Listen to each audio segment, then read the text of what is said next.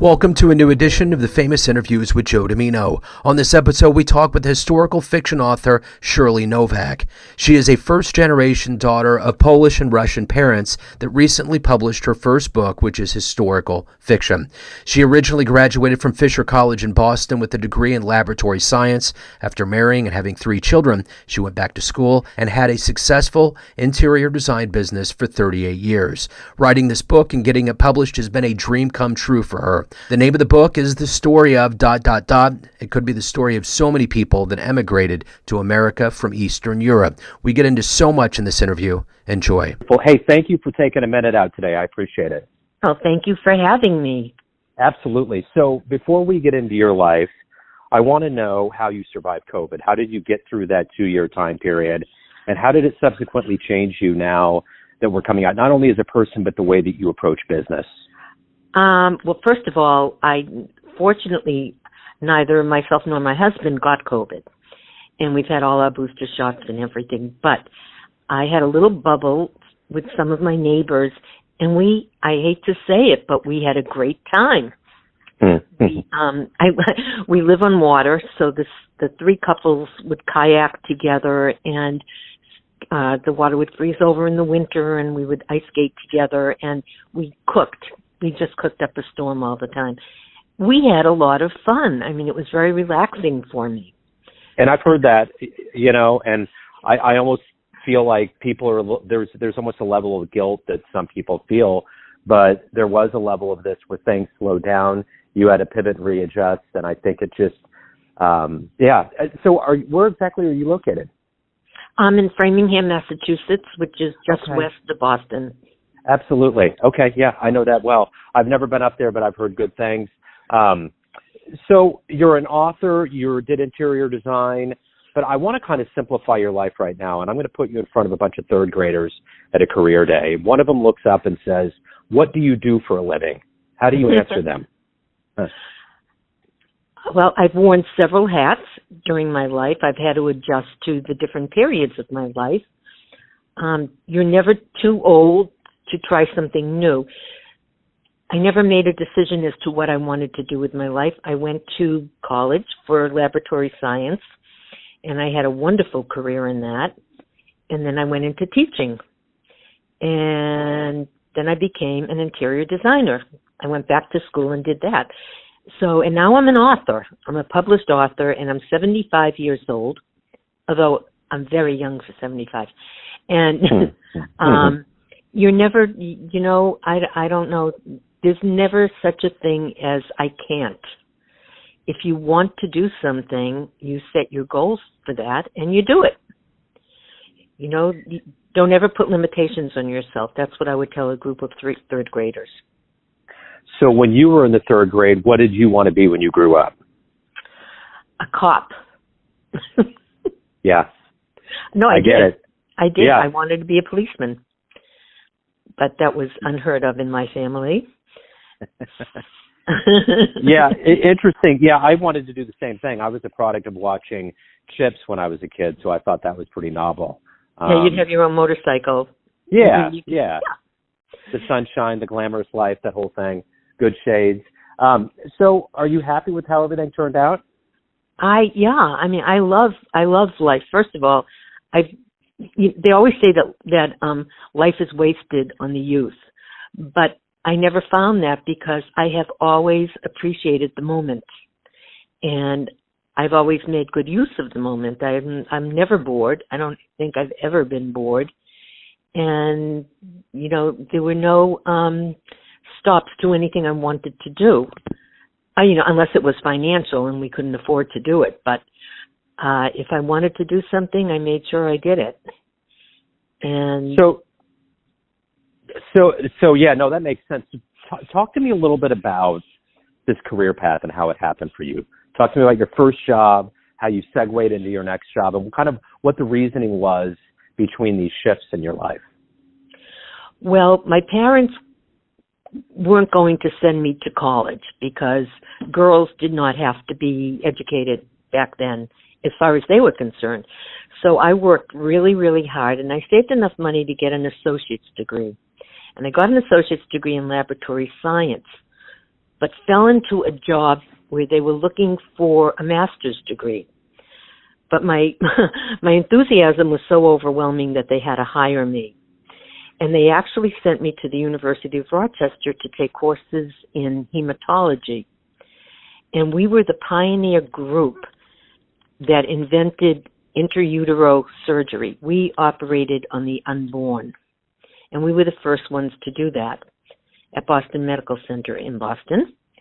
And it was thrilling because I was part of something that I really should not have had the education for, but I got into it anyway, and I made the most of it.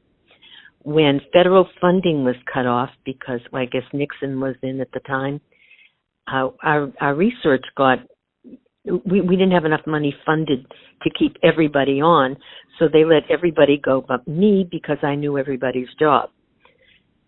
It became very boring because we'd have no money to do our projects, and then all of a sudden we would get a grant and I'd be working 48 hours straight. So a medical assisting school opened up in Boston, and I became a teacher. I taught medical assisting. And I think that was probably my favorite career of all times because I was teaching people that were between the ages of 18 and 50. And then by the time I had my second child, it just became too much and I couldn't do it anymore. So by the time I had my third child, and he was in nursery school, I hired 2 interior designers to work for me, and they ended up hiring me. So I got my groundwork in, and after I left them, I had a following, and I decided if I'm going to do it, I'm going to do it right. So I went back to school and got my degree in design and opened my own business, and I've had it for 38 years. Then the pandemic hit, and I wasn't going anywhere. So I started writing my book. And I always knew I had a story to tell. In fact, I started it about 10 years ago. But because of, I don't know, whatever the reason was, I put it down. But during the pandemic, I picked it up. I went in a whole different direction. And it just flowed. It just flowed out of me. And I wrote my book. And it was loosely based on my father's life, which was very unusual. So I only sent it to one publishing company, and they took it, and the rest is history. It's doing great, and I'm on your podcast. Well, that's the wonderful thing, I think, about life is that, was there any part of this story kind of capturing the essence of your family history that was cathartic, maybe tying up loose ends? What was kind of the reasoning behind it? I was my father's favorite child, and he died young. He died in 1984. And I kind of did this as a tribute to him because he was born in 1904, Koretz, Poland. And his father, who I had the misfortune of knowing, was a tyrant, a horrible, horrible person. And his mother died when he was 12 years old. And his father sent my father and his 9-year-old brother to live in the care of a brothel. All this is true. So I knew I had a good story to start with. In the brothel, my father was raped by a Polish soldier. And that's all true. That's in the first 3 chapters of my book. So all of that is true. And from there, the rest is fiction. But I had a lot of meat to start with. And I just took it in the direction. And to be honest with you, I never knew from day to day what I was going to write about. It just came. Yeah. So talk to me a little bit about who have consistently been role models for you, heroes that have made you, motivated and made you who you are today.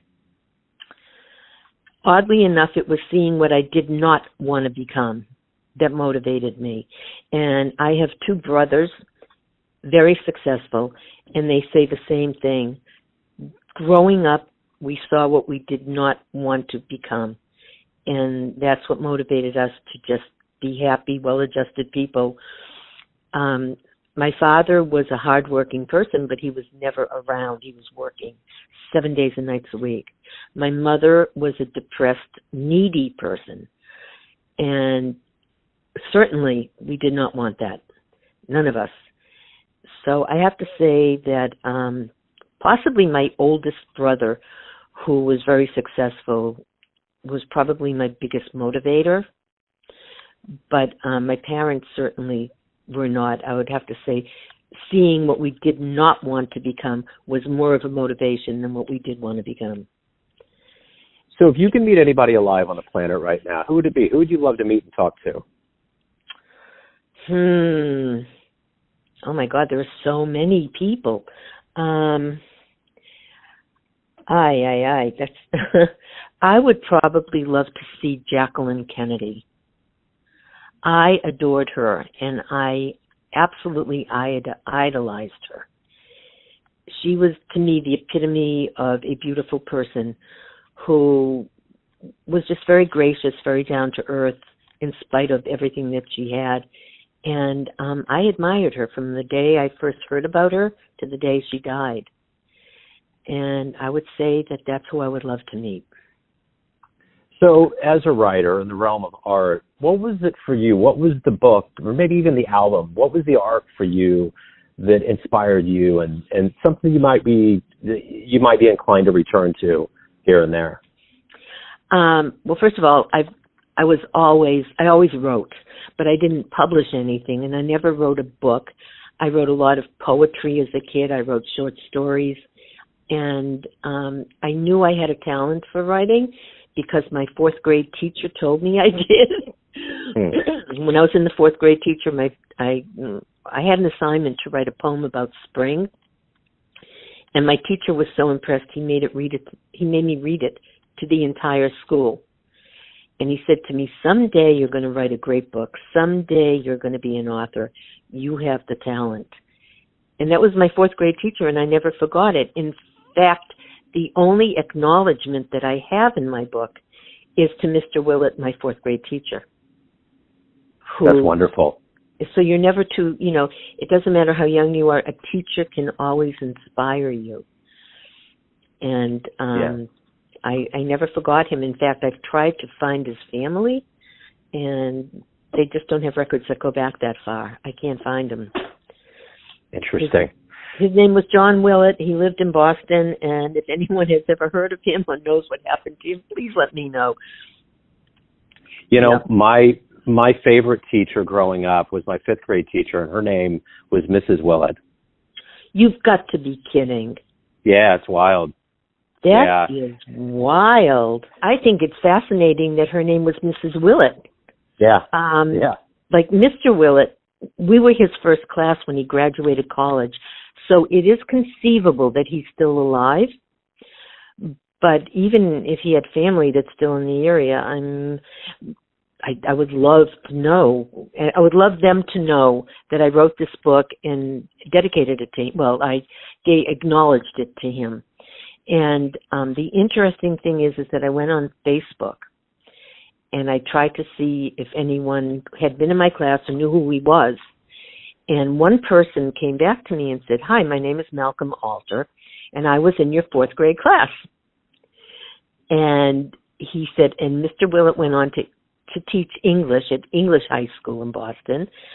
And anyhow, Malcolm Alter ended up being a traffic coordinator for most of the radio stations on the South Shore of Boston. And he talked about me on one of the radio shows, and they called and interviewed me. And Malcolm and I are now really good friends. It's weird how things happen, but no one knows what happened to Mr. Willett. I'm curious with you, as you look back on your life and all the choices you've made and the wisdom that you've gained, if you have a dream tonight, you run into your 20-year-old version and you could give that version a piece of advice based on the life that you've lived and the wisdom that you've gained, what would you tell your young version? I would tell her not to listen to what people tell you have to do. Do what you want to do and go where your heart tells you. Because my life as a young woman was orchestrated, and mainly because my mother did not want me to move out of state, and so she kind of encouraged me to get married to someone that I really did not want to, and I did. And I stayed in it for 29 years. But and I look back on it now, and I do think about this a lot. Had I known then what I know now, I never would have been influenced to do something I really didn't want to do. You know, you have to follow your dreams, and if you're a good person and you know you're a good person, and you're not going to do anything illegal or terrible, you have to follow your heart. It's your life to live. And I told my own children that I did not have them to do what I wanted them to do. I had them so that they could be strong enough to live their lives and be successful and happy. Yeah. And So with that in mind, everyone has a perception of you, an idea of who they think you are, your family, your friends, your children, your readers, those that you've worked with, but ultimately you've been the one leading the ship, living your life. What's your perception of you? Who do you think you are? I think I am very well. I think I'm liked. I think that I'm respected, and people usually have very good things to say about me. In my business, in all my businesses, I could walk into a room full of, my favorite thing to do is to actually walk into a room full of strangers. I'm a people person. I love people, and I love learning about them, and I'm interested in them. So when I meet someone for the first time, most of the conversation is not about me. It's about finding out who they are. And I still have friends from elementary school. In fact, we're having a reunion in Florida in March. There's about 200 of us going. And we all grew up in Boston in a totally Jewish neighborhood full of immigrants. We were all poor. No one had money, but no one knew we were poor. We didn't know we were poor. We had a good time. We're still good friends. All these years later, there's no time has passed. And I think that I got a foundation of making me a stronger person because, you know, I had to fend for myself pretty much. But, you know, as a child. But I had a lot of friends that had to do the same thing. So it was never lonely. But I think I'm a good person. I love people. I like to study people. I think I'm kind and independent, very independent. Wonderful. And I met I finally, when I was 50, I met 55, I met Mr. Wonderful. We were fixed up, and he was a widow, and he came from a wonderful, wonderful marriage, and he wanted to do it again. And we've been married now 21 years. Wonderful. And it's, now I know what a real marriage is supposed to be. Yeah. So sometimes it takes time. Yeah. Well, if anyone out there wants to get your book, learn more about you, anything revolving your world, where's the best place for them to go? Well, Amazon, Barnes & Noble's online, Kindle. It's in various bookstores. But online, you can pretty much just look up The Story of ... by Shirley Novack. And the 3 dots are important because so many people came over to this country at the beginning of the 20th century, and they all had stories. And none of them are alike. They're all very different in certain ways. And that's what the 3 dots signify. It's not just my father's story or my story. It's any immigrant story. So it's gotten great reviews. I'm very happy with the reviews that it's had. And, I'm really thrilled. I'm thrilled. It's a new and exciting time for me. And I've started book 2. Wonderful. Shirley, thank you for opening up. Thanks for talking about your life and the book. Good luck with everything. Have a great holiday in 2023. Same to you, and thank you again so much for this opportunity. Thanks for tuning in to another famous interview with Joe Dimino, where we cover the world of art, literature, business, spirituality, and music from around the globe. If you want to hear more interviews, visit the Famous Interviews with Joe Dimino channel on YouTube, and you can hear it on Spotify. Thanks again for listening, and until next time.